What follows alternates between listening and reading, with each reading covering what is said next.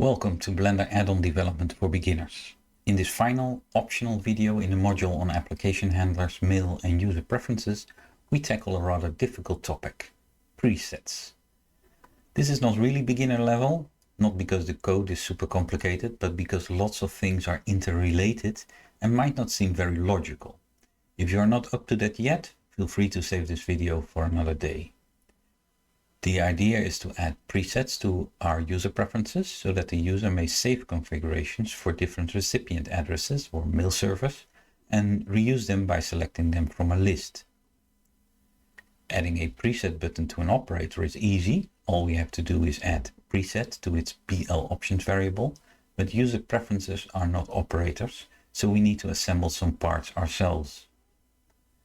The first thing we do is define a constant with the location of our presets. This location is relative to the Blender config directory. Here we see it for a Linux machine, but on Windows or Mac this will be different. But fortunately our location is relative, so the actual location doesn't matter much. The first class we define is a panel that we will show in the user preferences. It is a panel, so it follows Blender's naming convention for panels.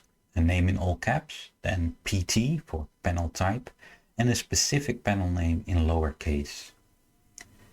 It derives from panel, but also from preset panel, and this will do most of the hard work for us.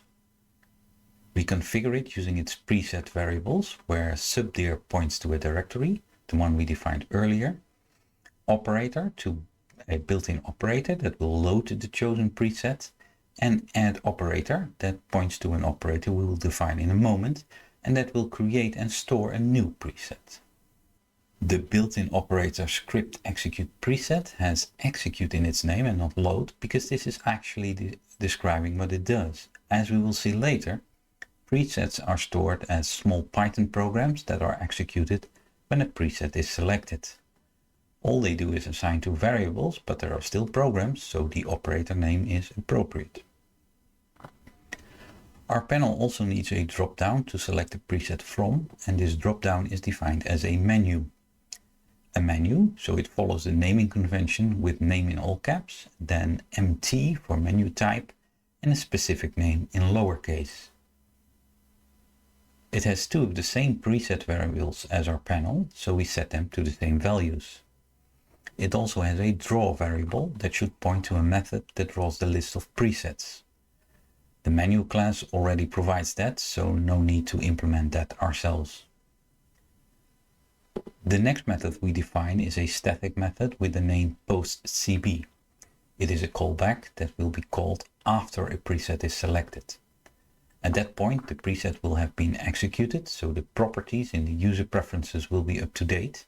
But we need it nevertheless to read the password again, because one of the things saved in the presets will be the path to the file with the password, and that will not be read automatically, of course. We also explicitly save the BL label attribute of the preset menu, because it will hold the name of the selected preset, and we need this because we want to show that name to the user in our own layout.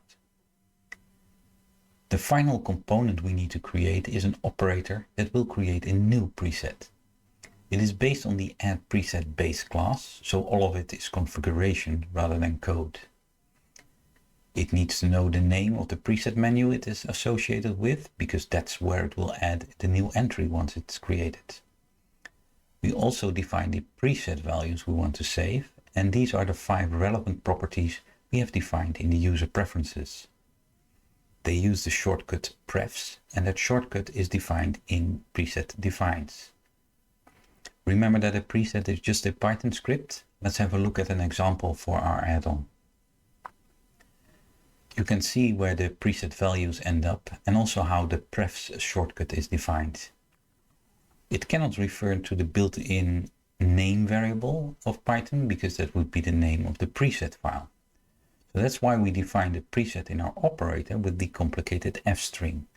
We can't use name directly, but we need the value it refers to, and that between quotes, because it's used as a key in the preset file.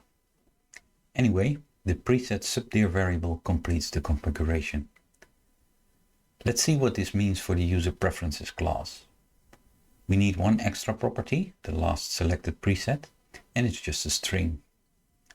Our draw method will need to change too, and it will need to add the panel we just defined to its layout. The panel method will do just that, and if we give it the name of our panel, that is. It returns two things, a reference to the panel header and one to the panel body. Our preset panel definition was a bit empty, so we correct that here by setting its menu attribute to our preset menu and add two buttons, each pointing to the same operator we defined previously. The first one, with the preset new icon, will add a new preset when clicked. And the same one, with a simple X icon, to delete the currently selected preset. I didn't mention it, but because our operator derives from the add preset base class, it will have the capability to remove a preset when its remove active variable is set to true. Adding an operator to a layout will return an instance of that operator, so it's straightforward to set that variable. Now the panel body is none if the panel is collapsed, but if it isn't, we use it to display our properties. That looks just like before, but now inside the body of the panel. The status parts we keep outside the panel, so it will be visible whether the panel is collapsed or not. That's all really, although we have to make sure the new classes will be registered too, so we add them to our classes tuple. And that's it. Let's install the final version of our add-on and let's see what it looks like. If we open the preferences, we have a preset menu, but it's still empty. Let's open the panel and enter some values. We also select the password file, and when read, we verify the connection. Always a good idea before saving a preset. We then click the Add Preset button and enter a distinctive name. Let's clear some variables to see if the preset works. We select it from the list, and when we verify it, it still works okay. It should even survive a Blender restart, so let's close Blender and open it again. And when we go to Preferences and locate our add-on, we see the last preset is automatically selected, and we can verify the connection if we like. Now all of this could be polished a bit more perhaps, but it's already quite useful as is. I use it myself in fact, but I'm happy to hear suggestions for future improvements in the comments, or even better, in an issue or pull request in the GitHub repository. I hope this deep dive was interesting.